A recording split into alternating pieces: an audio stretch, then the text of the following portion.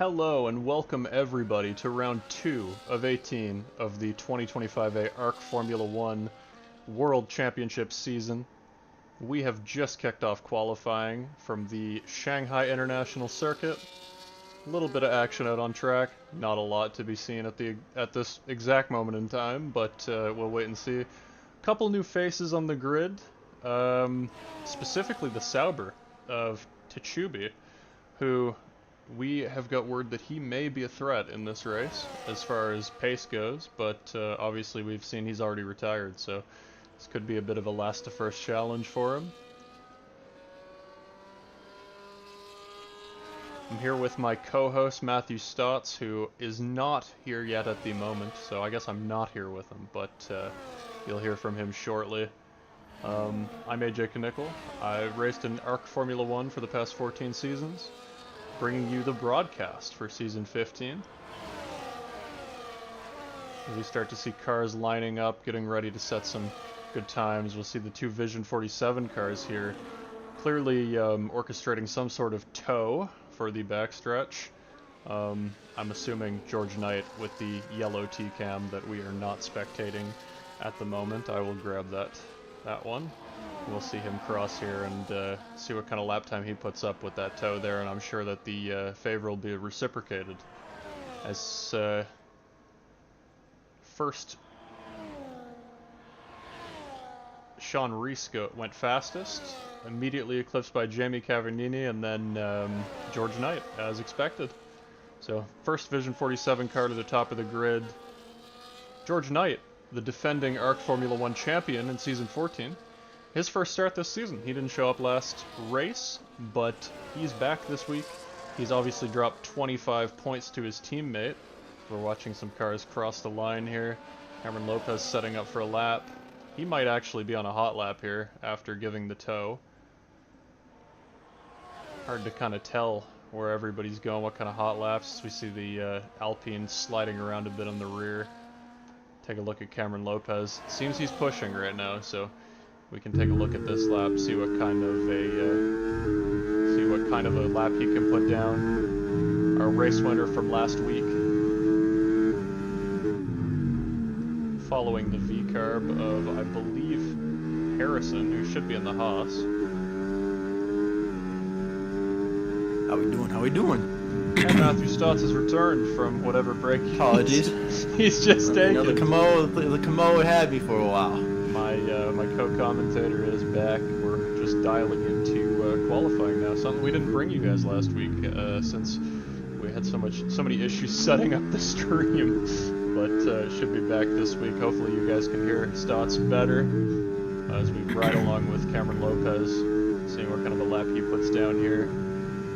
And I'm realizing now that was not either a valid lap or not a push lap. Seemed like he was pushing at first. Didn't seem like the fastest lap ever, but can't quite tell at the moment. How hard? Yeah, no, he did bring that out to the apex. Definitely not a push lap. We watched Delano Van Bennekom on his out lap here. He's just came out of the pits. Santi Ortiz on a push lap here. We'll ride along with him, see what he does, pick him up in the first sector, see if he can put himself up into the top group here. He was pretty decent last week as far as a debut goes. Debut in the ARC Formula 1 World Championship.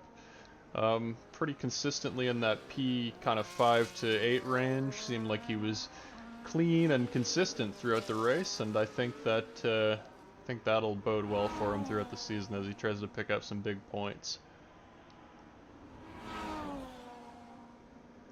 Anybody you keeping your eye on, Stotts? Oh yeah, Harrison. I got my eye on Harrison. I was snooping around before the stream and all that, and I was seeing, who to possibly look out for this race. Harrison seems like a guy you want to really keep an eye on. He had I believe the fastest time trial. Obviously that's a bit different from race, but I think he's gonna do big things. And I've also got my eye on Cameron. Obviously you have to have your eye on Cameron, right? Yeah, absolutely. Won last week and pretty dominant last season. Yeah, I mean, when he came back, he started clicking off the races. Obviously, the season before that, he was a champion. So, and if things would have gone a little bit differently, if he was there for the first part of the season, didn't have the mechanical issues with his PC, we might be saying he's a two-time back-to-back champion. Of course, George Knight was champion last season, as he's on another outlap here as well. Cameron Lopez returning to the pit. We can assume that Cameron Lopez will be out here to get that reciprocated tow, as we're expecting. But yeah, I think to kind of go against your picks here, Harrison Holmes, obviously, and Cameron Lopez, I think George Knight, the defending champion, he's going to be looking for something to prove here in his first race in this series this season. After being away last week, I think this could be a big, important race for him. He's obviously sitting on pole right now by about 0.8 of a second, which isn't a small amount. And I mean, you know as well as I that the new guy, the Tachubi guy, who we have not even received a name yet, so I guess we'll just be calling him Tachubi until we get that word, which I'm assuming I can probably grab now. But I think he's going to be a solid, solid pick here for the. Yeah. As we see Cameron Lopez on his way out of the pit, they are orchestrating some sort of tow here. I just saw George Knight slow down on the back stretch. Maybe we're right along with Santi Ortiz again, see what he's put together. I can't tell if this is a quick lap. Doesn't seem to be. Yeah, it is, and he's kind of Jackson Altman saying, Jackson Altman might be in a fast lap here. We can pick him up and see what he's up to. 23.7 in Sector 1. Not really keeping up with sector times, so I have no idea how good that is compared to the top runners up there. Let's see if I can pull up a little sector detail here. Maybe we can get something. I'm really excited for this race. I mean, this is a race that I would honestly, in my opinion, see as one of the best races to watch this season, just because the DRS and all that around here. You got the long backstretch over there that can really provide a lot of overtaking, and you've got the front stretch as well. I mean, this can provide some amazing, passes and all types of stuff. So this is going to be one of the better races. Hopefully, one of the more cleaner races. After last week as well. Last week, yeah. for anybody who wasn't tuned in during the race, and I know there's probably a few viewership changes week to week. For anybody who wasn't tuned in last week, we had 19 starters, a lot of rookies. We also had 2 red flags, a rollover, and a stacked 8 cars finishing the race, along with a post-race disqualification of Oliver James. So, a lot happened last week. I feel like we got a bunch of everything there, Yeah, Jackson Altman crosses the line 0.5 behind in P2. Good lap for him. We're going to pick up Cameron Lopez here, who is on his out lap. He's going to be charging the battery. He's behind his teammate right now. He'll be looking for a decent tow down the front stretch, it looks like, which is Harrison maybe will also be the same little thing. bit of an interesting idea compared to the back stretch. I would have expected you'd want the back stretch instead of the front stretch here, but Lopez still not having set a lap, and I can't imagine that that's not a big enough gap or for Lopez to not be. Well, it's hard to say. I don't know what's going on with this. I thought they were trying to plan something here. I don't know if it's. Who's the other? The more I think about it, does dirty air really affect you that much in F124? It feels like it. I don't think it doesn't. I don't know even if it at does. this Yeah, I don't think gap. it does. Yeah. And we got to keep this in mind. This teammate, top of the leaderboard. He also could be going on a lap too, could he not? And he could just be dragging them along with them. them. Be going together. Maybe they think George Knight's faster, and Cameron Lopez needs that little bit of extra tow or like a reference point. I mean, I'm doubtful because Lopez, obviously, we know he's plenty capable of this. And but yeah, no, they're sticking together pretty good here. If they can get out of this long right-handed sweeper, I think that we could see an overtake. Or maybe just pull right up to the back of him into the hairpin. It's hard to say. Obviously, a big part of the qualifying at this track is ERS management as well. So you'd have to hope saved it all there. Yeah, I mean they're close. This is a decision. I mean, yeah, no, and he lets him go. That's I mean, I don't know if I'd call that perfectly orchestrated. I don't know. I don't think it was. Once we see the lap time, I guess we'll find out then. Provided no invalidations, and he keeps it clean on exit, pushing as hard as he can, and that's top of the leaderboard by a 10th. So that did work. That worked enough to at least put him up top. Purple in all sectors as well. So. Oh, Harrison had a He must be in that last corner. He invalidated. It looks like. That's It gonna was be this and next. Yeah, that's going to be tough for him because, as we're seeing here, top of the leaderboard, there's only 5.5 minutes left in this session.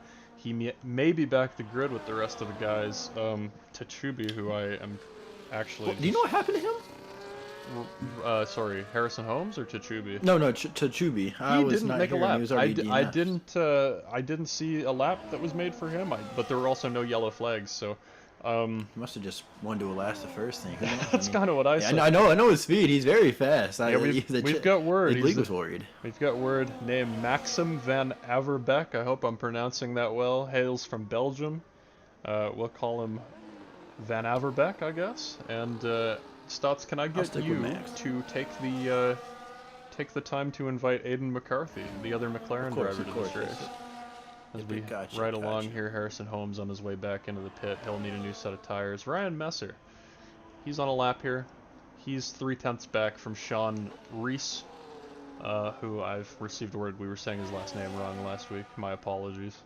But yeah, Sean Reese in 12th. I don't see him on. Yeah, he says he's on. He's asked for an invite. So, do you have a way to invite him? Potentially? I have him I have him like added. I know for a fact. Yeah, if you can invite him, I think his name's Wildcard on. Oh, well, that's a new one. What's up there? Did I miss something? I don't see a wild card. Shoot. I guess I don't have that. Let me see. I can add him. Maybe I'll have to do this quick. I'll just do this quick. I was just trying to avoid. I thought I had him added. Going through this on stream, but no. We'll see if I can get him an invite here. I don't see him on PlayStation, online, right? Actually. Yeah, I was gonna say. I was gonna say I didn't see him. No, I think he's not online, and we see Ryan Messer head through the grass. Seems like everyone's gonna be prepping here for a final run, except for the two Williams. I love these two Williams guys. I love them. I think they're such a perfect fit for each other, as they've been together for such a while. Yeah, I know. They're 7th and 8th, very close together here. Mikey, obviously, I believe 12 champion, 3 seasons ago at this point. He's been racing with us for quite some time. I believe he's going on to his 7th season, if I'm 6th or 7th season. That's not a statistic I have front and center here at the moment. He's starting to become Unk. I tell you that. He's reaching Unk status. He's definitely the veteran of the league at this point. That's what I think that's what these guys need. They need some veterans in here, and it's good to have a couple of them. You know. Yeah. Hopefully after last week they kind of learn how to race each other. I mean, last week was calamity.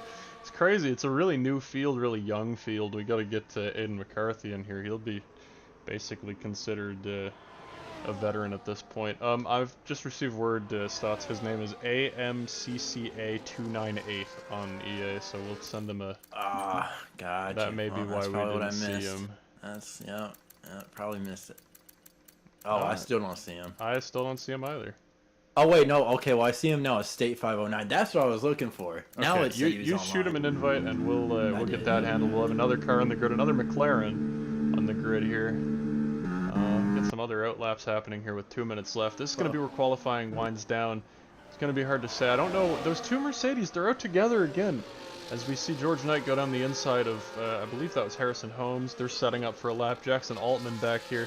Going to be in a four-car train, and Harrison Holmes gives that position up. They're all on outlaps. Those are our top 4. Sorry, not Harrison. And just Holmes. to clarify real fast, we're gonna stick to Chubi. That's what he said to do. He said the pronunciation was a madness. It was bad pronunciation.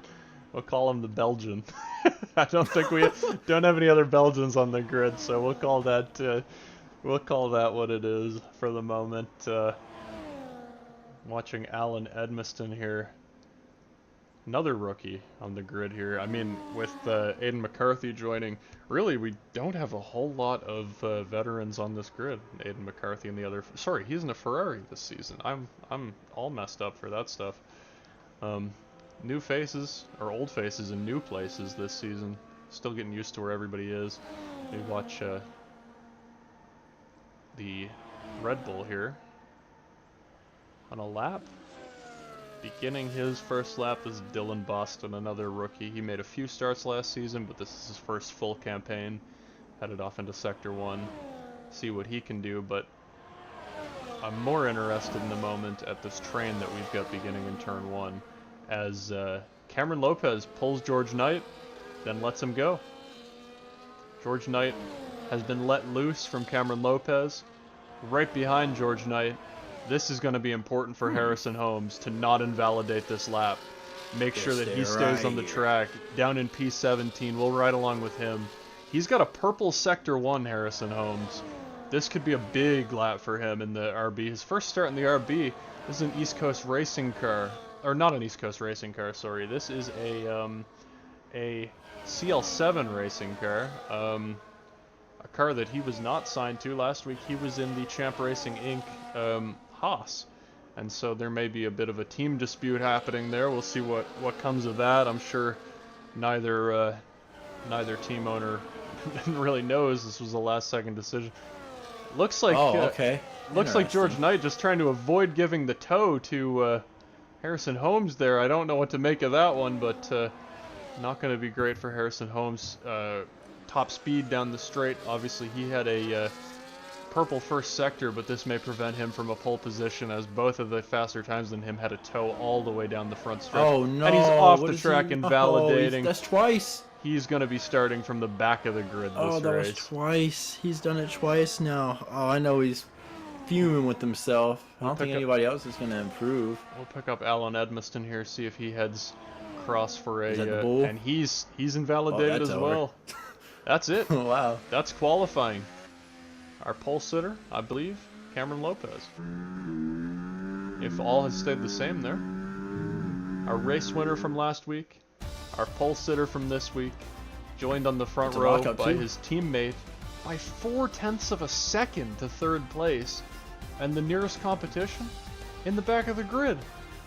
This could be a good race for the two teammates. I'm very intrigued to see how aggressive it gets between the two in the back with Tetsubi and Harrison. I don't know what they're gonna try and cook up, but I'm very intrigued because as soon as you're out of DRS, you've learned that being out of DRS, your race is basically over unless you get a safety car. I was just looking. We've seen quite a few. I was just taking a look through the the incident report, see if there were any grid penalties that we needed to pick up on. Looks like everybody was clean, if my eyes do not deceive me there. But yeah, last week we had Cameron Lopez as the winner. Xander Wiles was P2. He obviously was very frustrated in his post-race interview last week with the P2 finish, racing Josh Mayo for second. Josh Mayo came ahead with a third place finish, his first ever ARC podium for CL7 Racing. In the RB, I don't believe he's here this week either. So both. Do we reckon we get a red flag this race? I mean, they are unincreased in this league. It's the only way to make it realistic. But I'm gonna bet against it. I mean, last season that's fair. We had 3 all season, 1 at the Netherlands and 2 at Australia, I believe, and now we had another 2 at Australia this year. So. Australia is just the place. Yeah, I mean, it just seems like every season we whether it's real life or the game. Yeah, it's just the place. Especially since the track reprofiling, those long straights, very narrow corridors between the walls, and we set away for our formation lap here. Cameron Lopez and George Knight on the front row of the grid for Vision 47 Racing. Jackson Altman in P3 for East Coast Racing. His teammate not here this week. And we have the Alpine of Finn Baker in P4, joining him on the second row. Teammates Alan Edmiston and Dylan Boston in the FR Racing Red Bulls. FR Racing, a very successful team in ARC. They're on the third row side by side. Jamie Cavagnini for Asphalt Racing Team in 7th, with the other Orker F1 Alpine of Santi Ortiz in 8th. The 2 Racing Predators cars, 9th and 10th, Mikey DeJong, our veteran, and our not much younger veteran, Abdul Rahman Al-Hazmi in P10. Rounding out the points qualifiers, qualifiers in the points-paying positions here. We watch an Alpine just absolutely fly around the field. Not sure what's going on there, but worth noting that they are required to keep 10 car lengths to the car ahead as long as they're in position. So if that Alpine goes way ahead of everybody, that will not apply as a penalty. P11, Charlie Murphy in the other asphalt racing team, Aston Martin, and then our first Haas of Champ Racing Inc. of Delano Van Bennekom, also the team manager for that team. Ryan Messer, one of our rookies in P13. P14, Sean Reese, what the heck is that Alpine doing What is here? going on? Aiden McCarthy leaving the session. You may have to send him another invite. I don't know Got what him. is going on with that Alpine, but we may have to follow up Look on that into it. one. Yeah, Sean Reese in 14th. His teammate Aiden McCarthy qualified 15th.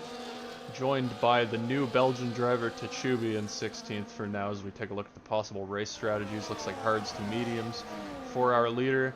And the unfortunate qualifying position of Harrison Holmes in P17 as we start to...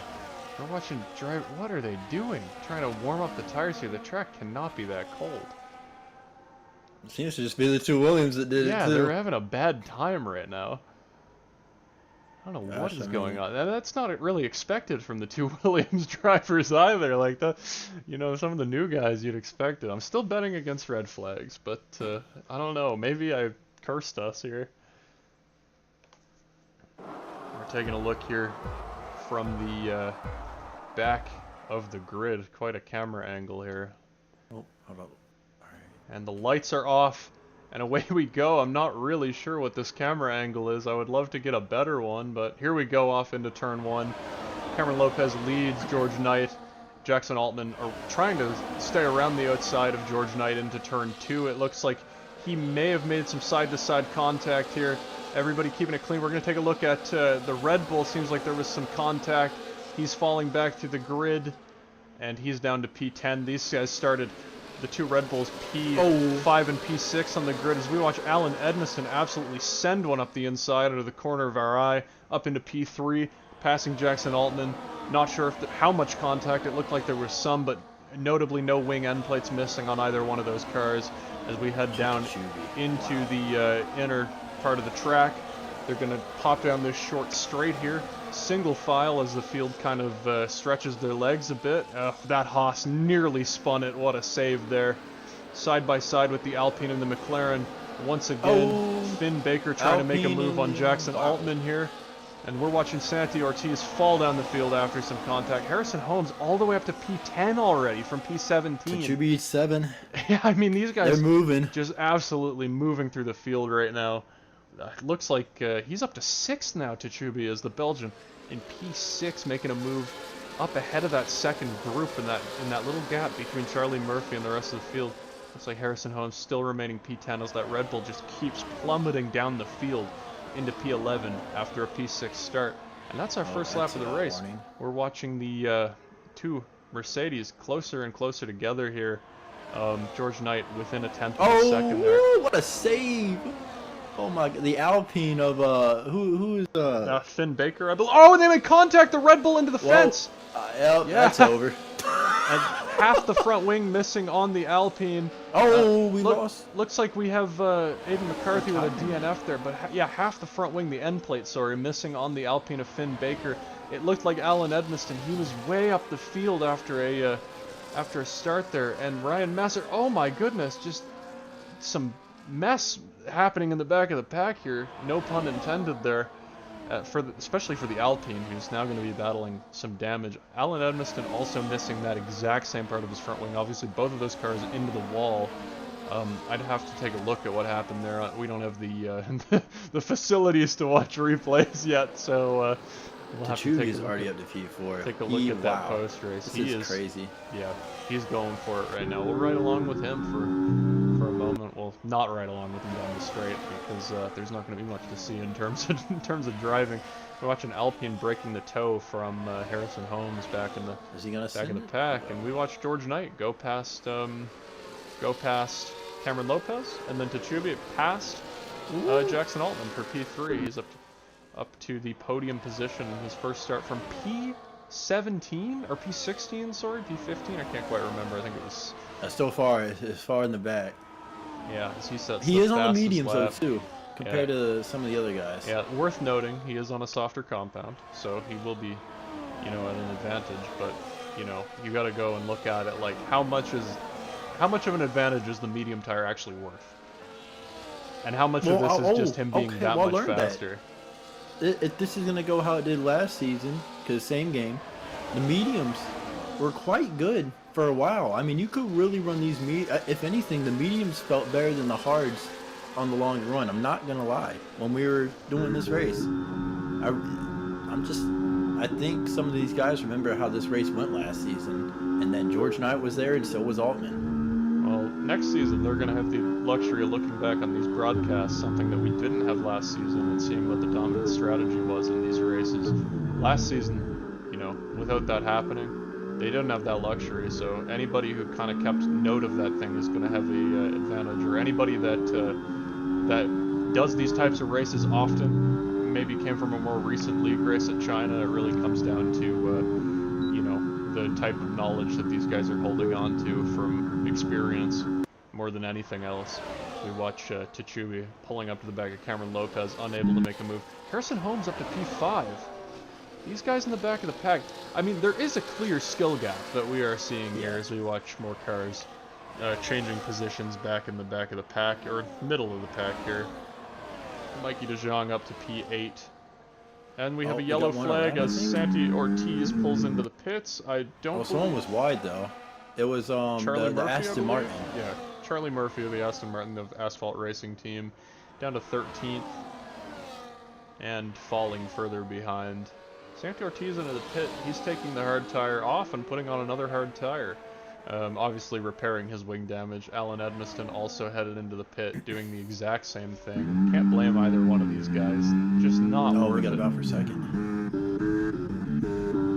He's gonna take it. Sure looks like he is. Cameron Lopez. Oh, the peak up the inside. I thought maybe Yeah, scare him off the line, but man, that's a brazen move, especially for Cameron Lopez as the Sauber. Worth noting, Nuclear Fusion Racing, not even registered on the grid until post-race last week.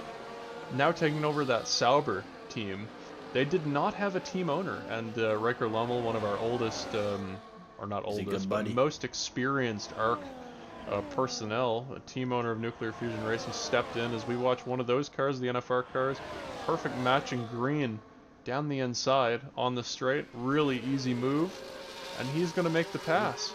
The new driver, Tachubi, the Belgian, who I'm once again going to try to pronounce his name so that we know kind of vaguely who he is. I don't want to rob him of his achievement here. P17 or P16 to P1 in less than 5 laps for, I'm going to try it again, Maxime van Averbeck. Maybe that one was better. I'd assume that maybe it sounds a little more French than that, but I'm trying my best for my limitations. I was gonna say I stick to my American stuff. I don't go too far outside that. My Canadian tongue isn't helping with that. But yeah, we watch a 3.5 second gap open up between Harrison Holmes and Jackson Altman. A little bit slower progress for the R&B driver, who, once again, worth noting, he would have been in the Haas this week. I'm not sure exactly what was going on there. Maybe some sort of driver trade is going to be happening between these two. And it's going to be announced, or hopefully it's announced. It'd be nice. I think this was a pretty last-minute decision. You know, my notes say that it wasn't approved by administration pre-race, so I'm not sure what has gone on there. So it'll have to be discussed, obviously, then after. Something's got to be sorted out. Yeah, I'm not sure, but George Knight right up to the back of Tachubi again. I was really hoping Harrison, I mean, I would, maybe in the middle sector, I was hoping he'd be able to gain a bit, you know, with these guys all bunched up together like how they are. I was really hoping he would be able to make some ground. Well, he won't be sliding halfway through the corner like that. But, I mean, I was kind of hoping he'd make at least some time up with what's going on with these four at the front, especially in the middle sector. Yeah, now he picks up a 3-second penalty. That's going to hurt his chances as well. That's going to be a big place to watch it. That's a trouble spot, and that's a really early time, only 5 laps into the race, to pick up a 3-second penalty. You know, you extrapolate the data that you're looking at, you know, 30 seconds of penalties after the race, or not 30 seconds, but like 20 seconds of penalties. So it's, you know, once you reach that 3-second mark, it's like if it's that early, you're like, okay, now I can't even push nearly as hard, and then you start to lose confidence, and can I keep it between the lines, going the speed that I need to go to keep up with the cars ahead? And that's a mistake you can fall into, a trap you can fall into. When the cars all up ahead are in a line, they're all, you know, grabbing DRS off of each other, and you're having to push that little extra bit to try and make that gap stay or get smaller. You're risking it, and it's just, you know, it's an exercise in futility, really. You're not gonna make it up. Big slide for Lopes right there. I don't know if you're watching that, but he had a big slide. I don't know if Altman's going to try and pounce on him right here. He may. I mean, I didn't catch it on the camera. We're probably going to see George Knight go by, and then also Jackson Altman go by here. George Knight, really easy pass once you get that DRS open down this backstretch. I mean, it's so long, right? Like, this is the longest straight, barring, I believe, Baku. It may be the same length-ish as Spa's backstretch, but I mean, you know, when you start to kind of consider it, it's a straight that is worth kind of asking what kind of downforce levels are worth it for the entirety. Especially around a track like this, where there's some sections where you're like, okay, some higher downforce would really make this easier. Turn 1 comes to mind, turn 2, turns 5 and 6, and then that long sweeper onto the backstretch, but it makes it tough, a track like this, to make that decision. So early on, we're 7 laps in, quarter way through the race. Is there anybody who you're impressed with? Anybody that you're disappointed by? I mean, it's hard to say, really. I mean, it's hard to really say who I'm disappointed with. I don't think there's been, other than obviously Tachubi and Harrison, I don't think there's been much change in positions except for the ones who also got, you know, damage and all that. I'm interested to see how everything turns out at pit stops. I want to see how big of a swing this race turns with, you know, different tire compounds on different drivers and all that. I'm wondering if the hards, if those guys are actually going to try and do the soft strategy, go hard to soft. I'm wondering if they're going to try that. And we have a spin in the back. It looks like maybe one of the Saubers. Mikey De Jong. Oh no. Our season 12 champion down the order. Not a great start to the season for him. He didn't finish last week. Worth noting, he was. That's right. Well, I mean, there was a lot that didn't finish last week. P13, he was one of the casualties of the turn 1 collision between Charlie Murphy and himself. And I believe there was some contact up ahead that kind of prefaced got his teammate happening. Yeah, got his teammate too. And you know, when you have 10 did not finishes in a race, or 11, I suppose, it's he's not unique in his disappointment, but you know, once you're down in 12th and you're 5 seconds behind the next car, you're really pushing for points. Who I'm actually really impressed by this race, given the start, is Ryan Messer. I mean, last week he was the first DNF in P18. Is that the Sauber? Yeah, the other Sauber. Gotcha. We kind of knew going into this that, you know, pace-wise in qualifying, he will be maybe not one of the favorites going into the race, but, you know, the field, it takes all kinds. You need to show consistent growth throughout a season, and I think for your second start in the season, your second start ever in ARC, especially as a new driver, not going into a season not knowing the pace of the people that you're racing against, not really knowing anybody, I think he's making a solid and respectable run here in his second race. But yeah, I mean, throughout the years we've seen a lot of drivers who come in, maybe aren't the fastest, and grow throughout their time in ARC. Some drivers that come to mind, obviously, Ayrton James in past seasons, Deshaun Davis in the ARC NASCAR series, huge one. I mean, gone from not even a threat to like threat for race wins. It happens. People go from not being quite a threat to having a pretty decent save right there, but having an ability to compete for podiums and race wins, and I think that's impressive. And so he's impressing me right now. This is awesome to watch. I just want to say the start was incredible. I enjoyed watching the start of this race. A lot more.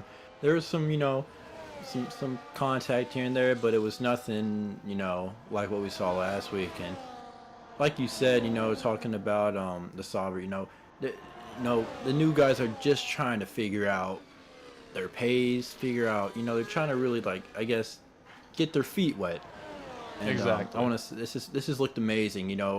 From last week. The racing's been so much more cleaner at the moment, and just want to big shout out to this field for I guess redeeming or Yeah. having a better show out Oh, compared to exactly. last week. Exactly. And I mean, stewards, admins, they all knew kind of what went on last week. Stewards had a lot of clips to go through.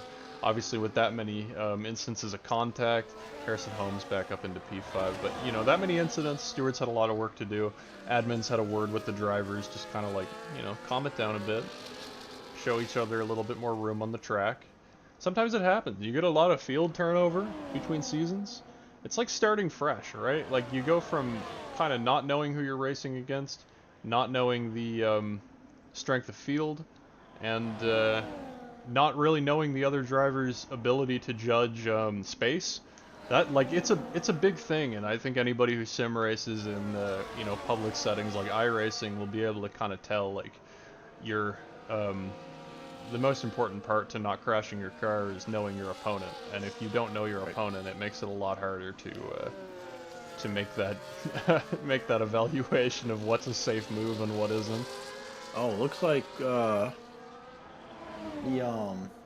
the Sauber right there, Ryan Messer, looked like he had a moment there and I've lost some ground. Yeah, I've been watching the rear kind of kicking around. It looks like his rear tires may be overheating, just a touch. Might be a setup that's a little bit too biased to the front, too much front wing, rear sliding around a little bit. It happens at a track like this where you want a low cut rear wing for the straights, but maybe you go too far one way and don't consider the other way as much. And I think setup knowledge is one of those things that, especially in the F1 games, very underrated. A lot of people just go to your YouTube videos, check out the setups, or just pull them off the time trial leaderboard, and we watch them on another big slide there. I really do think those rear tires are going to be screaming out for help for him. We may be, seeing a driving style here for a driver that we don't really know much about. It's worth noticing Charlie Murphy trying to do the pinch there, and he's not going to make that work. We'll kind of watch him go into the corner. I mean, one thing I always like to look at with the drivers, especially drivers that I don't know. Charlie Murphy falls out of the sessions, but especially drivers that I don't know, is I like looking at their steering wheel and kind of seeing the movements that they're making. Like, are they on a steering wheel? Are they on a controller? I think it's pretty obvious by the shaking happening through the wheel that we've got a driver on a steering wheel here with pretty high force feedback effects over the curb. Kind of watch that shake there, and his movements into the corner very, very smooth. Very, very smooth. Impressive, really. We watch Charlie Murphy just continue to fall down the field. You may want to try and send him an invite as well, Stotts. Yeah, I'm trying to look for him. I had him added, but I don't see him popping up for some reason. Hopefully somebody else. Maybe you want to check with him in the Discord. But that's what we do. We make sure. There's only 2 commentary spots and 20 driver spots, so we make sure to make sure that we can monitor the race whilst commentating. It's a lot of work to make sure everything's going smoothly when you're trying to commentate over it and manage the drivers.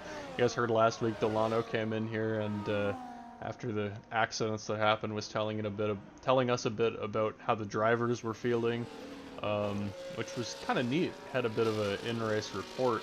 I'd be interested to know what happened of that same vein to Aiden McCarthy earlier in the race, because we didn't catch that.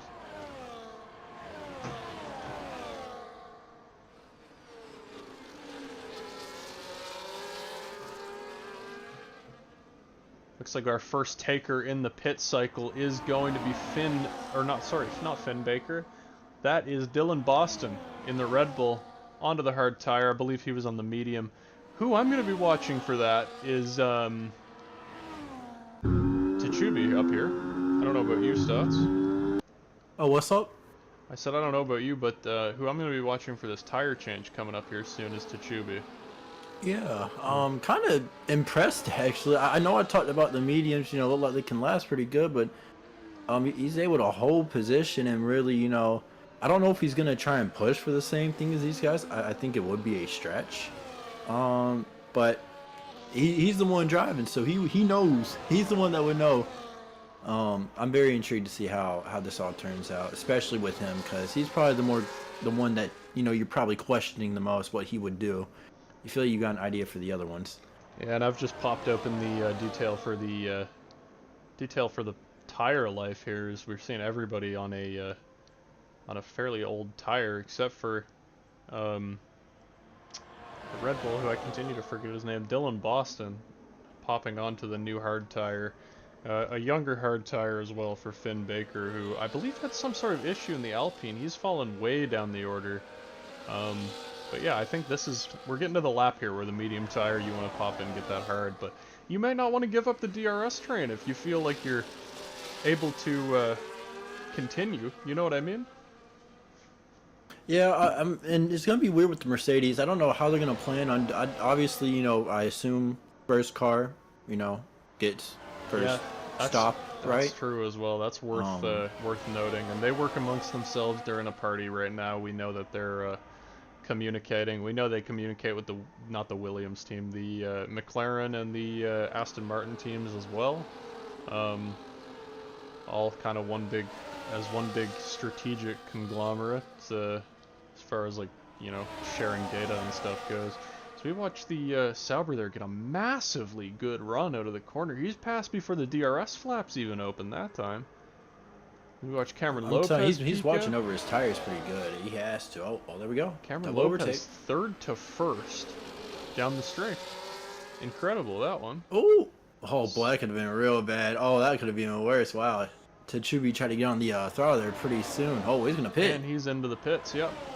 I'm impressed with him. He's definitely going hard. Absolutely impressed with him. Yeah, I mean, he'll have to hop onto a hard here. It's too early for a soft. You can't take another medium. He's got to go for a hard tire. Looks like we might be, knock on wood, without a safety car.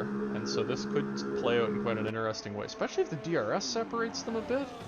And they have to start kind of pushing, kind of hanging it out here. He's going to come out. We'll make sure we'll kind of maintain an eye on him, make sure he doesn't come out into traffic. And he's going to be well clear of traffic on a brand new tire. He's going to be free to push, clean air. He's created a bit of a cushion to fall into. And I'm sure he's going to be very happy with that one. Because, I mean, one of the most frustrating things as a driver is when you are pitting onto a new tire and you can't use it because you've come out behind a bunch of people who are slower. Yeah. So, they've done good this time as we watch him kind of ring it out here. And we'll keep an eye on, you know, here's another thing worth noting. He's just taken the medium tire 13 laps, okay? We are 14 into this. That's nearly halfway. If these Mercedes at pace continue on, they only have to go another 2-3 laps.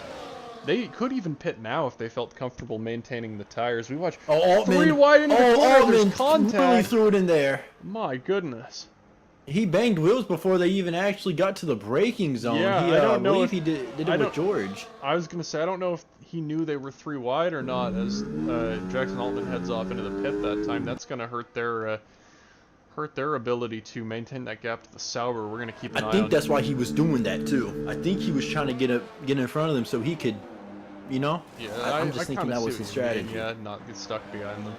We're going to keep an eye on him, see if he comes out ahead or behind the Sauber. Oh, he's not even close, I don't think. It's tight though. Actually, Sauber no, it will be goes close. by, Maybe? But no, not quite that close. No. That Sauber pulled him. I think that contact really played a part too. But here's something worth noting. Medium tire.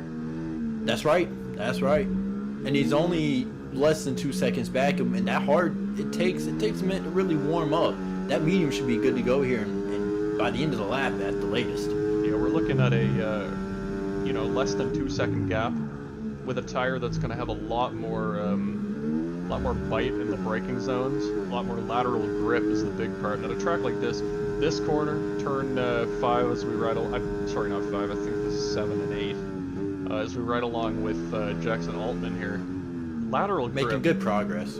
big part of this track. And, you know, as you said with the progress part, if you're going to make progress on a car on a harder tire, what you need is lateral grip. As he goes purple, just on his first lap out of the pit, that medium tire is going to be phenomenal in the early stages.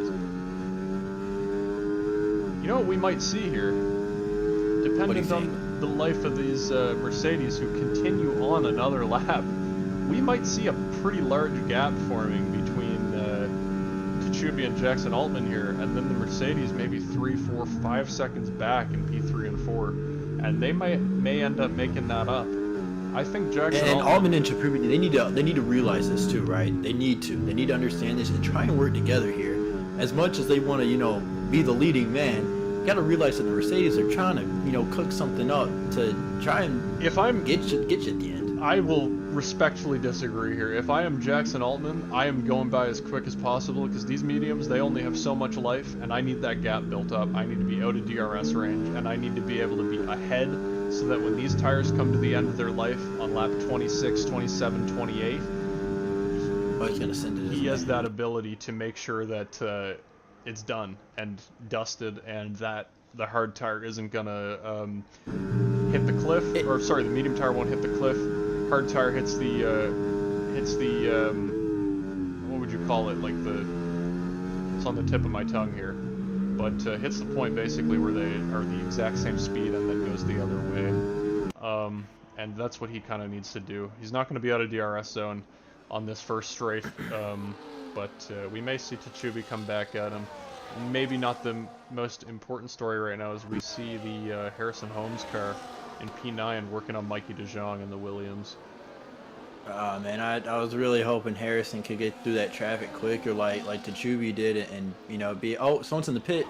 That's right. That's George. George Knight in the pit, lap 17. Looks like I mean at this point, is it worth it to go soft, 4 more laps and try a soft tire for Cameron Lopez? Was that a medium or is that a soft? He's on a medium. He's on a medium. Right now, you gotta go medium. You can't take a soft this early. It wouldn't make it. 11 laps. George Knight coming out of the pit. Oh man, that's a big gap. I can't see it. Oh wow. Yeah, that's quite big. Yeah, especially as we watch Jackson Altman at first pull that, you know, rather large gap. This is gonna be tougher work, and it makes you think again, like, is this gonna be worth it for Cameron Lopez to go even further and see if sorry, my controller just came disconnected. As the laps click on too, you know, with the medium tires, they start to even themselves out at some point, you know.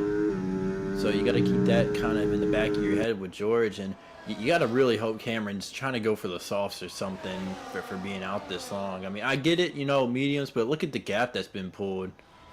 I mean, that's going to be tough for just George to make up alone, and he's got to worry about not just Tsubi, but he's got to worry about Altman, who's on the same compound as him. Yeah, and then as we look at the intervals here, we're also going to take a look at the lap data.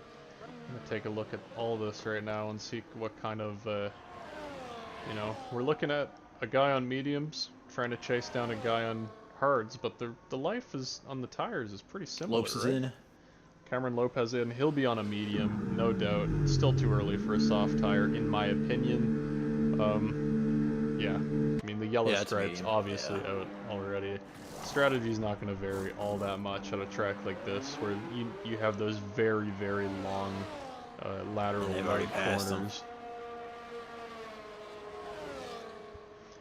You know, I can't help but feel like this race may have slipped away from the two Mercedes, especially once those tires hit the cliff there for Cameron Lopez. I mean, even over the last 2 laps, look at the gap he's dropped to George Knight.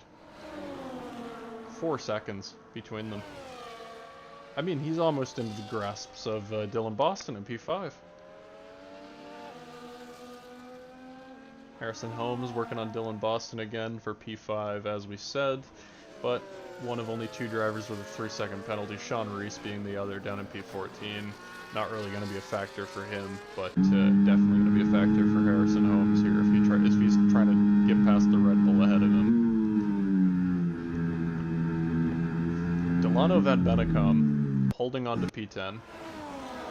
after. I've got a question here. I'm sorry to cut you off. That's 4 seconds. Cameron's behind. Did I miss something? He pitted. He came out. 4 4 second seconds gap. behind? Yep. I feel like his tires hit the cliff. We didn't get a yellow flag. So I'm assuming that the tires just hit the end of their lifespan. Maybe he's been a little harder on the tire than the drivers around him. It's hard to really tell, but definitely going to be harder for him now. Well, geez, this is just. I feel like this might just be a two-man race here. I mean, Yeah, George Knight, hasn't made up as much time as I was thinking. That's kind of what I was about to say too. I mean, what those two Mercedes really needed was for George Knight to come out, or sorry, Cameron Lopez to come out right beside George Knight. The two of them needed that DRS help off of each other. So we see Harrison Holmes set a purple final sector. We have two cars into the pits. Santi Ortiz dropping to 10th, and Abdul Rahman Al Hazmi and the Racing Predators Williams dropping down to 8th, I believe. Or sorry, maybe that's Mikey De Jong, my bad. And the other Racing Predators Williams. I believe so. Not that many incidents, by the way. I'm checking all the warnings here. Not that many. I'm quite shocked. I mean, we went from a track with a lot of DRS zones, 3 DRS zones, and a very narrow track at that, Australia, to the widest track, I believe, on the entire schedule, I believe, is China. I may be wrong on that statistic, but I believe this track is the widest, and I think it shared a width with Sepang in Malaysia before we were unfortunately removed of the ability to go there. One of my favorite racetracks. Maybe there will come a day where we can go back to the beautiful Sepang International Circuit and have another ARC Malaysian Grand Prix. But that day is not now. Yeah, we don't know when either. It could be a while down the road. I might be dead. Who knows? I mean, some interesting. I don't know when we're gonna get something. Yeah, we've had some interesting tracks in the meantime. Some weird ones like Vietnam. Yeah, I'm about to say that. Yeah, Vietnam was. I mean, that felt like a believe we did just 2 shot out of races nowhere. there. It's such an interesting track to race around. Oh my goodness, it was unbearable. It's worth noting. This is a track we got back that we didn't initially have. I was wanting this track back too. China, it's a fun place to really race at. And, you know, I don't think we will get this other track back, but I thought Russia was always a good one. I don't think we'll ever get that back, or at least not for a long time for obvious reasons. Yeah, even outside of those reasonings that are mentioned, I'd be very surprised if the Sochi circuit ever gets used again, just because they had planned that new circuit in St. Petersburg. Oh really? Oh, I'm not keeping up. Yeah, I mean, it's not something worth. In fairness, it's not worth keeping up on for the moment. So, unfortunate. We'll leave it at that for the time being. But George making some time up. Yeah, I was just gonna mention that the 3.4 seconds down to 2.2, so 1.2 second gain. Cameron Lopez. Still a 4-second gap to George Knight, but he is gaining on the leader. Slower than George Knight, but he's gaining on the leader.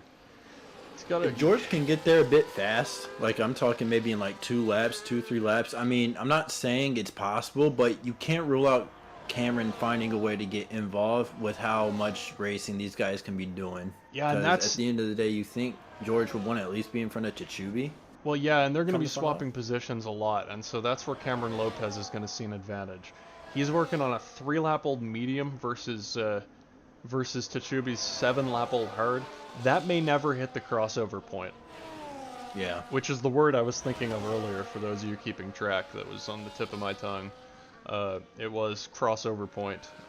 If I had the YouTube comments up, maybe somebody corrected me on that one, but I got it. I say it's been, other than the front runners, it's been quiet. It's been quiet. I mean, there's been some movement in the mid-pack. Yeah, but it's starting to really spread out now. I mean, there's only other than the leaders, you got one person within DRS range of someone, and that is Jamie and I can't get that. I don't want to mess up the Haas's name. Is that Delano and Benecom, yes. Delano. I'm just another 3-second penalty for Harrison Holmes, P5. He pulled out a 3-second gap to Dylan Boston, and now he's still in the in the midst of losing the position. Tough race for him. I think. Oh, Sorry, Tachubi. we see. Yeah, Tachubi go by for the lead. Another old hard tire. I mean, still 4.4 seconds. That gap is just not coming down at the speed it needs to for George Knight. It was 2.1 into that corner last lap. Now it's 1.9. Like, 2/10 a lap. Does that put him there? I don't think. Because again, It's just tough. his tires are not going to have that same life in 6 laps time to make that happen. Driver the number 39 pushing very hard to get back there. His teammate in the number 5 is we have a yellow flag, the Ferrari of Sean Reese with a half spin, car intact. Seems like he's still doing well. Well, relatively. No need to pit for repair. So unfortunate for Santi Ortiz and, or sorry, was it Finn Baker? Who was the Alpine involved? I believe it was Santi Ortiz at the beginning of this race. Mikey DeJong picking up a 3-second penalty. He's having a miserable time so far this season. Oh no, it was Finn Baker. It was Finn Baker at the start. Okay, so yeah, Finn Baker.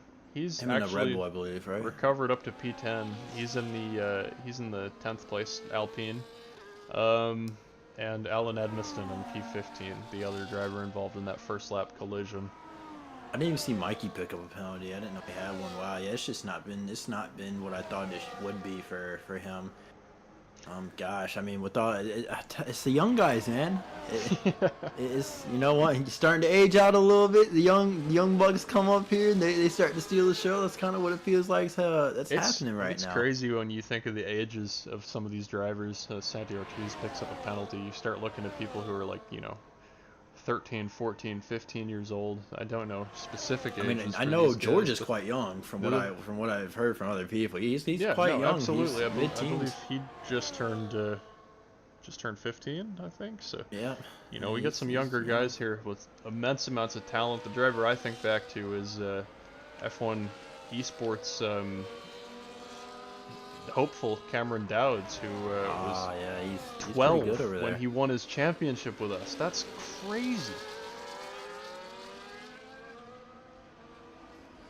That's some incredibly fast young drivers. Give us a shout out here nowadays.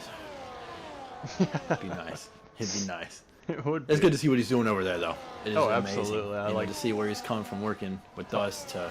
Yeah, and the top tiers of PSGL. I mean, just reaching the upper echelon of racing. Especially going from the days where he was teammates with Mikey DeJong. Mikey DeJong obviously taking him under his wing, buying him a pizza, I believe, on a couple of occasions for good performance in the. Or sorry, not Mikey DeJong. Connor Suchel? I can't remember the names from back in the day. Suchel buying Cameron Dowds pizzas for good performance on the New Horizons racing team. That team obviously morphed into Racing Predators, the Williams team now. Same team, really. They've been driving the Williams since then. That was way back in season 9, I believe. So.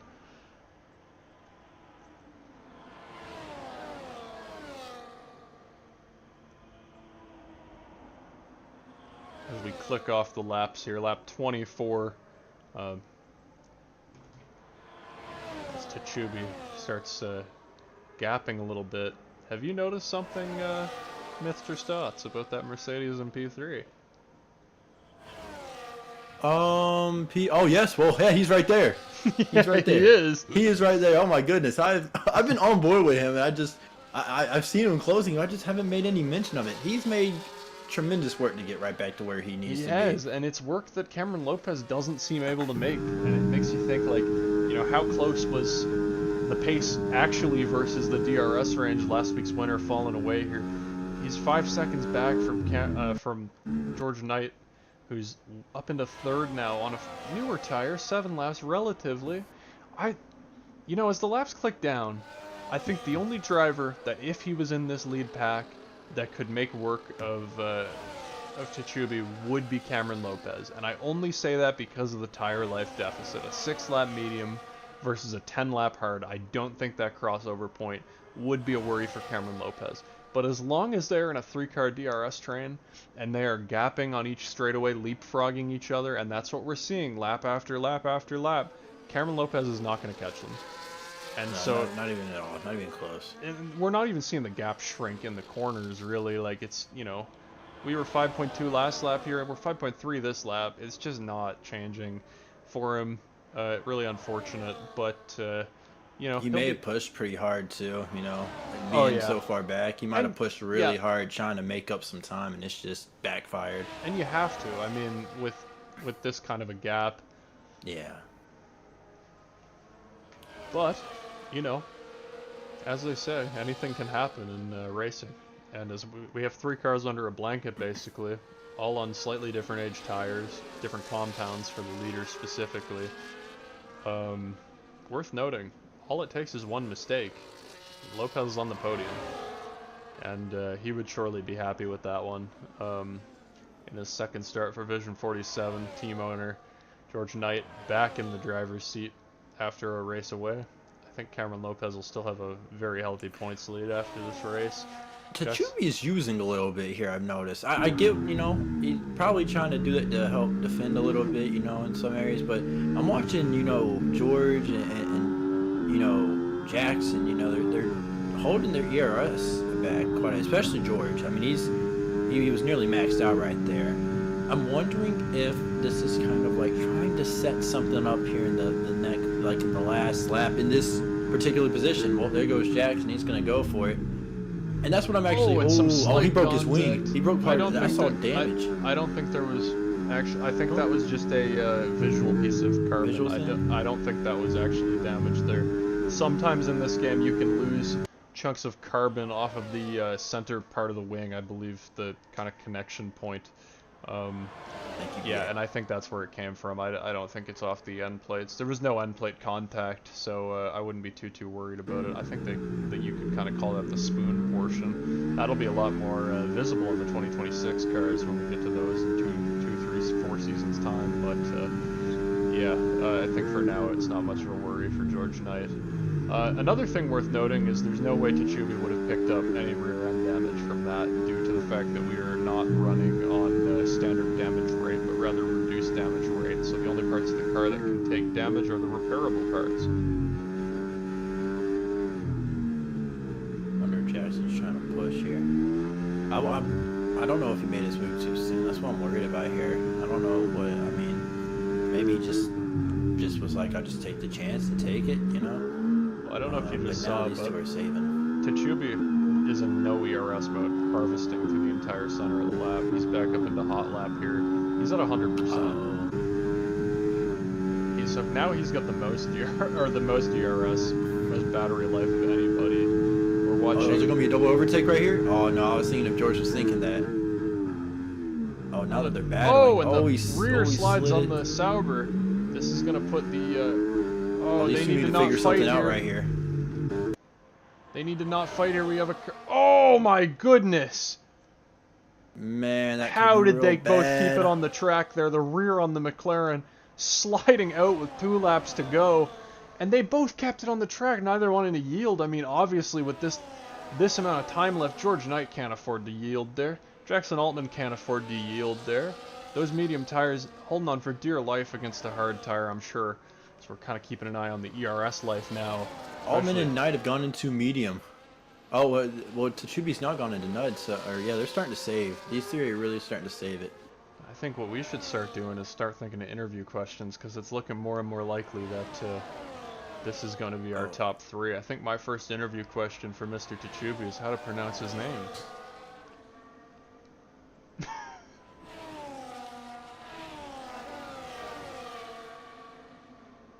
We may see a lap car come into conflict here. Hopefully not. Yeah, I don't want to see. That's Charlie Murphy. He's an AI car. So what we have to hope for here is at 70 AI that this does not play a DRS effect in the final part of this lap. If I'm George Knight, I'm trying to make this overtake now, just in case Charlie Murphy's Aston Martin comes into play at the end of this thing. Oh, I would hate for that to happen, honestly. I mean, two great finishes we could have. Oh, absolutely. I mean, last week and then this week it'd be a shame for lap car. You know, an AI lap car, I should say. Yeah, it'd be one thing if it was an actual driver, but the fact that, you know, when you start looking at it being AI, you're like, oh no, that you don't want can't really fault. He can't fault. He can't fault the driver no, if it's he's not just there. luck of the draw, really, as we watch George Knight 59, 60 ERS, 40 ERS, and really blinking fuel I light think they're for the gonna leader. get past this Aston here. I think they might get past this Aston. I don't know. I don't think so. I think they're. Oh, as we see a bit of a twitch there for the Sauber. I don't know if you're noticing that blinking fuel light on the Sauber. Yeah. Oh, maybe that's also why he would. Nah, would that be the case? Could he? Is it possible he underfueled, thinking we'd get a safety car? Oh my goodness! What a step out on the back of the Mercedes there, George Knight. Those rears absolutely screaming for help here. That. Oh no, he's gonna get DRS right here. He will. He'll absolutely get DRS, and unless he hold. Oh. Yeah, he's gonna hold off. It looks like. Oh, we're talking about a ghosted car. Yeah, he'll get it here. Yeah. So that means. Oh no, he won't! He won't! He passed him before the DRS point! Right there! Really? He did, he just got him! Oh wow. Oh no. Oh man. Well. And here comes George Knight. He's gonna be full battery. Also full overtake for the Sauber driver, Tachubi. Jackson Altman too far behind to make a move. Here we go. What did Tachubi make it? He's gonna go down the inside, no defense from the Sauber. The Mercedes driver, George Knight, down the inside. He's back for his first race this season. Can he stick this one out? The Sauber is not going to have a chance here to fight back, and your race win is going to go to George Knight, the Vision 47 driver, holding him off by 1.5 tenths at the end of this race. Oh, that was so crucial for Tachubi to wait. He just had to wait just a little bit to get that DRS. I mean, he just mistimed it, really. I think he just tried to time it, and it just didn't go his way. It's hard to say because, like, you know, you're thinking about timing and stuff like that as we kind of watch our tail end of the top 10 finishers. Some points on the board for some drivers that didn't get points last week. Delano Van Bennekom with a P8 finish. He didn't get points last week. Abdul Rahman Al Hazmi, P9, didn't get points last week. Harrison Holmes, he crashed out last week, didn't get points. Tachubi, newcomer, didn't have points. Ryan Messer up to P11, didn't have points, but you know, he's learning. He's up to P11. That's close to points, eh? Next thing you know, it'll be there next week. I mean, he's making the progress. Hey, he finished the race. That's the step he needed to make right there. And as we that's a step for a lot of these guys. As we kind of wind it down here, waiting for Charlie Murphy's Aston Martin to cross the finish line. What I wanted to mention about that Aston Martin is that, or sorry, not Charlie Murphy's. We're waiting for the Ferrari of Sean Rees to cross the finish line. What I wanted to say, though, was that the Aston Martin, I think what may have happened there, timing or not, is that if he was trying to time that, the AI, obviously, when you get beside them, they jump out of the way. Oh, I think the AI probably jumped out of the way, and he was expecting that timing to work. Crucially, though, P16 to P2 for our new-coming Belgium driver for Nuclear Fusion Racing, who I'm sure will be happy to come away with a P2 finisher. We're sitting here watching the podium celebrations now from the Chinese Grand Prix. Round 2 of the season. George Knight leads his teammate P4. George Knight, P1. It's going to be a big point swing. You know, for a driver who didn't start last week, going to bring the gap down from 25 to 13, I believe. So Tachubi moves up there right along with him, honestly. Same with Altman. The top 3 that weren't here last week, here this week, and they take the podium. Altman P3, he was 4th last week, so he. Oh, my fault. He won't be in the top kind of group, but he'll be close. He'll be second probably. As we kind of look at the finish here, I'm going to save the replay. Watch the race director. Can I save the replay? Is that something I can do? Not letting me. I figured I could. You might have to. I think I can only do that. Could you do it after when it's over? Yeah, I think I can only do that when I'm hosting. Not something I could do anymore. Take a look at the incident report here. And we're going to take a look at the finishing order. Obviously, we already went through the points finishers. Disappointing, we only had 1 DNF, and that disappointment goes specifically to Aiden McCarthy. Joined late, crashed early. Bad day for him. The game actually office. DNF'd him, so that's actually unfortunate. Is that what happened? Yeah, the game DNF'd him. He left because his game was bugging, so he just left. But I guess it just DNF'd. That's a tough way to have that go for sure. As Sorry, I'm trying to pull up Discord here. I'm going to, can I pause the stream here for a second? Is that something I can do? I don't think I can. I don't know how to do that. Pausing for you, buddy. How does one do that? I'm not sure. Can I do a scene transition? Can I cut the scene? I don't think I You can should do be that. able to. I don't know how to do that. Do you have one? I don't know if you have one set up. Do you have another scene set up? I do not. Okay. Here's That's what we'll probably do. why. I'm gonna pull this over. You're not gonna see anything crazy anyway, so. Oh my goodness. Go away. Oh my goodness. Go away. There we go. Why are you running? Yes. Now we can start dragging people into the Discord call. Yeah, so we want to get our top 3 in here. Stotts, you want to tag them? Tell them to Yep, gotcha. pop into the waiting room. Our 3 drivers for interviews. And we'll just wait here. Yeah, we gotta figure out that the waiting screen at the end of this thing. Nothing crazy there, but I sure would like to know how to do that. That would be cool. We're learning on a week-by-week basis. Little by little. Oh, is there a waiting room Discord? Yeah, it's at the that we very can see? bottom. Yeah, there's a waiting room channel at the very bottom of the Discord. For anybody Doesn't wanting matter, to I can't join, see it. yeah, I think you should be able to join it. It's an open channel. Let me check permission. They said where. They don't see it. Okay, I just. Oh, changed- well, Jackson found it. Yeah, it's right at the very bottom. You guys can't. It's right there. The voice channel's part. For anybody who's watched the stream as a part of ARC, Auto Racing Connected, you can search us on any socials. Divebomb_ARC connected to Divebomb Media. They do racing news for all of the major series: F1, IndyCar, Formula E, NASCAR, supercars, anything you can imagine. Just about everything, yeah. Yeah, just about everything, and we're a big part of that. But yeah, you want to search Dive Bomb Arc on any socials, you can find us, with the exception of X, which we will not be there. And yeah, you can sign up via any of those links that you find, or if you want to go to dive-bomb.com, you can find our website with the esports tab on their navigation bar, and you can follow it from there. And find your way to our Discord. What, sorry? Tachubi probably won't be joining us. He's not much of a talker. Okay, well, we'll have to get... I'm just the messenger. Yeah, I guess. We'll pick up our podium here. We'll drag Jackson Altman in here first. We'll get our McLaren driver, East Coast Racing driver, from P4 last week on the grid to P3 this week. Definition of consistency, especially as you look up and down the grid. How are you doing, Jackson? Yeah, I'm good. Happy to get back on the podium. Felt like I found my pace again. Yeah, you were definitely up in the top 3 for basically the entire race. Top 3, top 4. That early pit stop definitely helped you.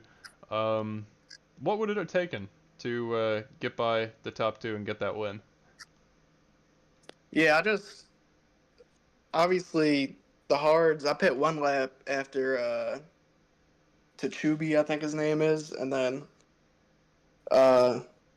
Knight pit 2 laps after me. So at that point, the hards were better than my mediums. I had like no wear on the hards, and then those mediums were 2 laps better than my mediums. So I made a couple mistakes while I was leading, locked up a couple times into the hairpin, and then I was nervous on the brakes from that point. So I was pretty slow through there. Yeah, I mean, sorry to interrupt there. I was gonna say when you were alone coming out of the pits, it looked like you were the fastest car on track, based on sector times, based on like even visual cues. We could kind of look around at what you were able to do. Obviously, that softer medium compound helping. Is there a moment in this race that you kind of look back on and think, if I'd have done this differently, it could be a race win, or are you just kind of content with the result? I think I lost it in qualifying because I was in 4th place for most of the start of the race, and it's hard to pass if you're in like third or fourth or anywhere in behind one or two where they're swapping. But in qualifying, I was like six, 7 tenths up into the hairpin, and I locked it up. I would have had pole by a couple tenths. Yeah, you definitely looked quick, especially on the single car runs. Me and Stotts kind of were talking about that a bit, how fast you looked in the sweeping bends. So I gotta ask, there, what kind of downforce you running? Pretty high, 40, 46 wings. I think most people were running a little lower. Yeah, we were looking at the cars kind of in the back, and we think the ones near the back of the field were running a little lower downforce than the ones at the Yeah, front. So I think track temps may have combined to create a bit of a higher downforce situation this race. But yeah, definitely. definitely a good result for you. You're going to be P2 in the points standings. You won't be too far behind Cameron Lopez. He came away with a win last week and a P4 this week. You have a P3 and a P4. So only 10 points between you. Yeah. Last season, I think I finished second. I missed over half the season, I think. Yeah, But we had a lot of turnover last season for drivers, but this season it looks like it's going to be more steady faces. a lot of Europeans. A lot of Yeah, Europeans. It's yeah. definitely changed. The time obviously switched back an hour for any of our viewers who kind of noticed that. We went back a little bit to accommodate the Europeans a bit more, and hopefully they're enjoying it as much as we are. I can see why maybe Tachubi didn't want an interview though for it being as late as it is in Belgium. So we'll not keep him up much longer. We'll get George Knight in here for an interview. Good talking to you, Jackson, and congrats on your Good podium. race, buddy. Good race. Thank you. I tell you, that's my favorite. I love him. Maybe it's just the American in me speaking, but I love him. Yeah. You gotta pull for the locals. But yeah, we got George Knight here. I think we pulled him out mid conversation as we just heard a yeah. But speaking of that, speaking of yeah, I mean yeah to the celebration. P1. What a move on the last lap on Tachubi, the new driver, P16 to P1. But you held on, P2 to P1. Were you worried there after that pit stop, late coming out that far behind? I mean, with Techibi starting at the back, I knew it was going to be a close race. I know him very well. We've raced each other in a lot of different leagues. I knew it was going to be close because he's absolutely rapid. But I think the medium hard was definitely the wrong strategy. And when I came out 3-4 seconds behind, I knew I was going to have to put in a big stint to catch up, and that's what I did. And then I positioned myself well in P2. Altman made a couple mistakes on the second last lap, which allowed me to stay in second. And then I just got the move done. Yeah, I mean, Tetri was rapid. I think if he went hard medium, he probably would have won that race, but Was is what it there is. was there a moment on that last lap in the same way that we experienced it, where you saw that Aston Martin and you thought to yourself, "Oh no, he'll get DRS. My shot is done." Oh, genuinely, I said to Cam, mostly my teammate, I said, I swear to God, if this failing guy gives him DRS, I'm going to be so annoyed. And literally, just before the DRS detection zone, I saw Techibi go through him, and I was like, Yeah. thank. It was just We a were- big sigh of relief. We watched it too. We watched it at that exact moment. We were sure. We called it as such. We're like, he's gonna get the DRS here, and the AI just popped out of the way last second for him once Mate. once he went through it, and then it was on. Obviously, that was a big move for you. To flip it kind of to your teammate, did it surprise you on with the newer tire, once you kind of got into the DRS train, you pulled ahead. It looked like you and Jackson Altman just had a pace that Cameron Lopez obviously didn't have at the end there. Did that surprise you after qualifying?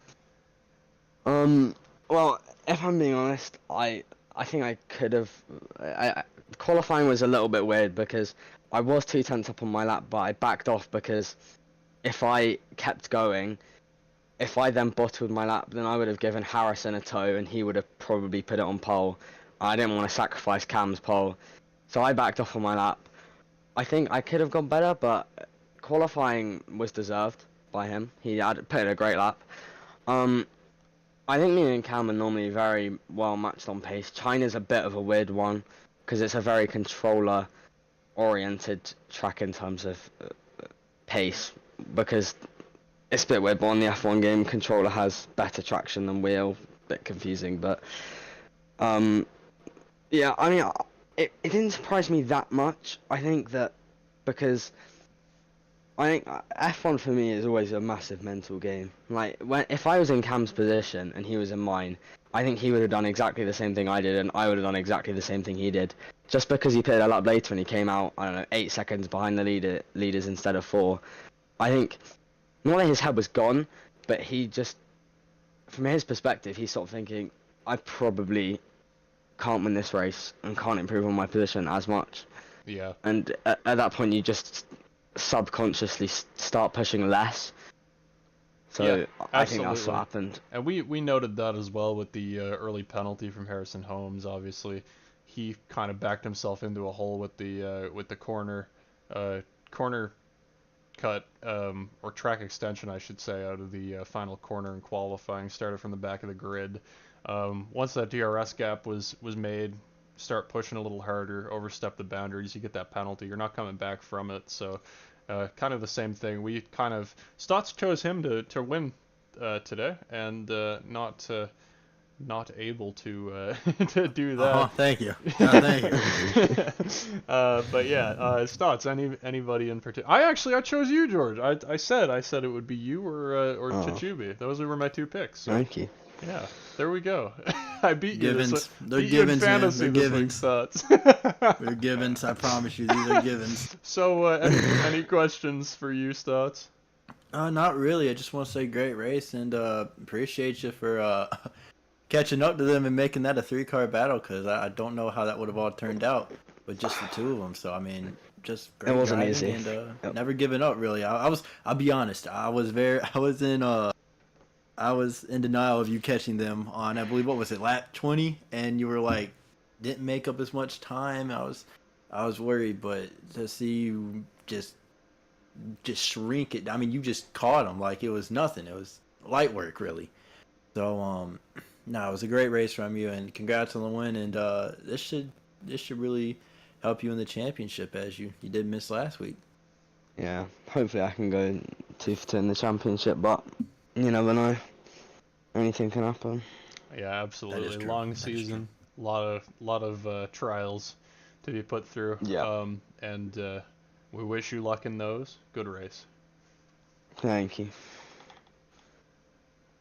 And that will do it for our stream this week. I tell you though, we need to start putting friendly bets on the line. We gonna be pulling these Yeah, fantasy we'll have to fantasy do- silliness. I'll gotta do friendly wagers. We'll This do is a crazy. dollar. We'll do $1 each next week. How about that? I like that. I like that. You know, Just- USD. Enough to really put me in the poorhouse. But yeah, no, we'll catch you guys next week. Next week we are in Japan for the Japanese Grand Prix. We've got a couple of interesting tracks coming up after that as well. Some really different ones. Singapore and Monaco after that. So yeah, tough stretch. Go from the Tough stretch. That was go a great from one of stretch for us. Go from one of the twistiest tracks to a track where it rains almost every time to a track where it's so tight you can't pass.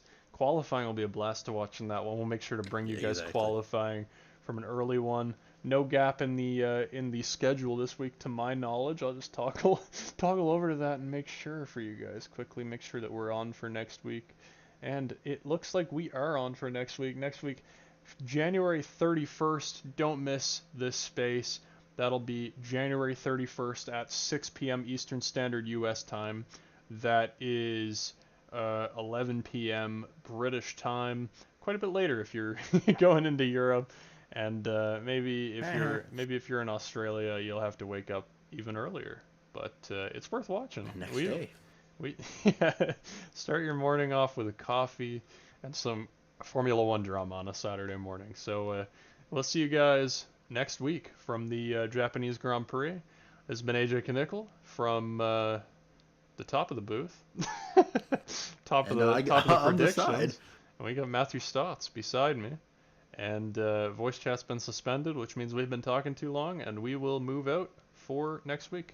See you guys later.